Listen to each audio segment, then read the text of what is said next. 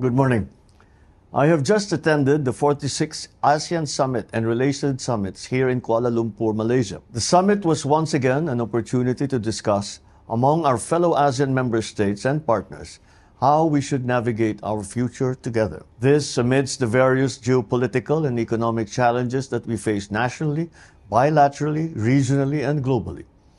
We discussed significant international issues and emerging challenges that not only impact our nation, but also the entire region, especially the West Philippine Sea. I reaffirmed that the Philippines will continue to defend our sovereignty, sovereign rights, and jurisdiction in the West Philippine Sea in accordance with international law. We continue to strengthen our partnerships with all countries who share our values and our commitment to peace and the rule of law. The leaders of ASEAN agreed to work as a whole towards the further advancement of ASEAN community building. We adopted the ASEAN Community Vision 2045, which sets out the future direction of ASEAN over the next 20 years, along with its accompanying strategic plans. We are collaborating with our partners to narrow development gaps and to promote inclusive growth, particularly for the marginalized, the underdeveloped, and vulnerable communities. We acknowledge the Complementarities Initiative, which maps the similar goals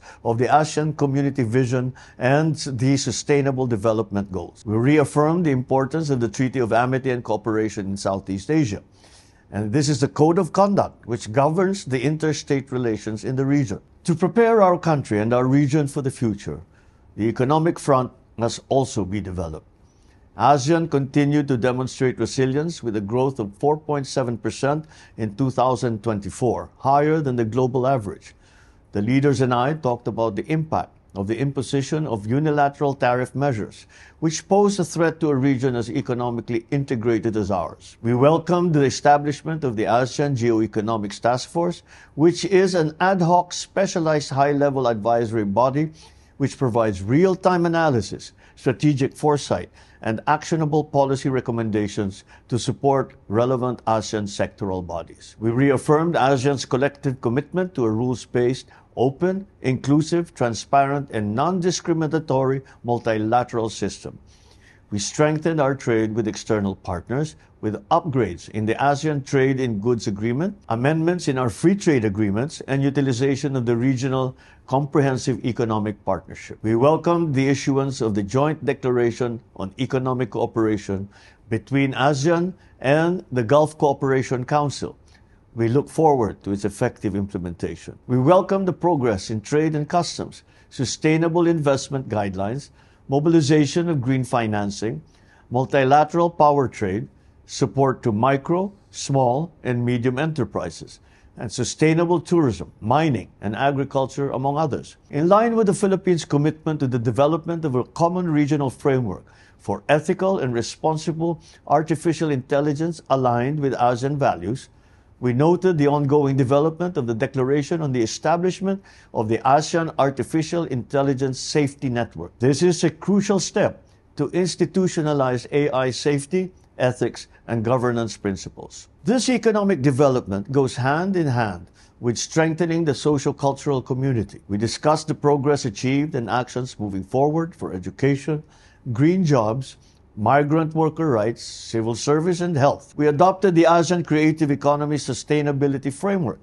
which is a roadmap for balancing economic growth, social inclusion, cultural preservation, and environmental sustainability. Once again, the ASEAN leaders and I had a fruitful interface with the representatives of ASEAN Youth, where I highlighted the Philippines' hosting of the 14th Senior Officials Meeting on Youth and the ASEAN Youth Climate Action and Disaster Resilience Conference in Manila. That was recently as part of the government's commitment to the young people of ASEAN. I also encouraged the youth representatives to harness the full potential of technology for the region's development while keeping an eye to the challenges that this new frontier brings, particularly on the misuse of information and artificial intelligence. On the sidelines of the summit, I took the opportunity to engage leaders to discuss bilateral cooperation in strategic areas of mutual interest. I met with the leaders of Lao PDR, Thailand, Vietnam, Cambodia, and Kuwait.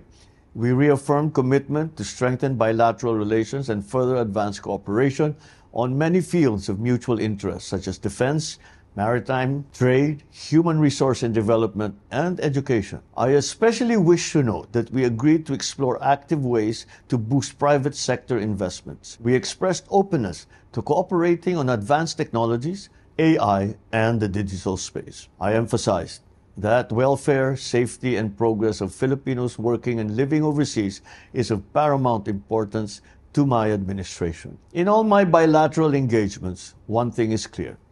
We have to continue to cooperate and to work together to navigate a future that presents us with many opportunities together with many challenges. The Philippine delegation and I are grateful to Malaysia, the chair of ASEAN this year, and our generous host for the successful 46th ASEAN Summit. As the 2026 chair of ASEAN, the Philippines looks forward to building on the gains of Malaysia's chairship and carry ASEAN forward as we navigate our future together. Maraming salamat at magandang umaga po.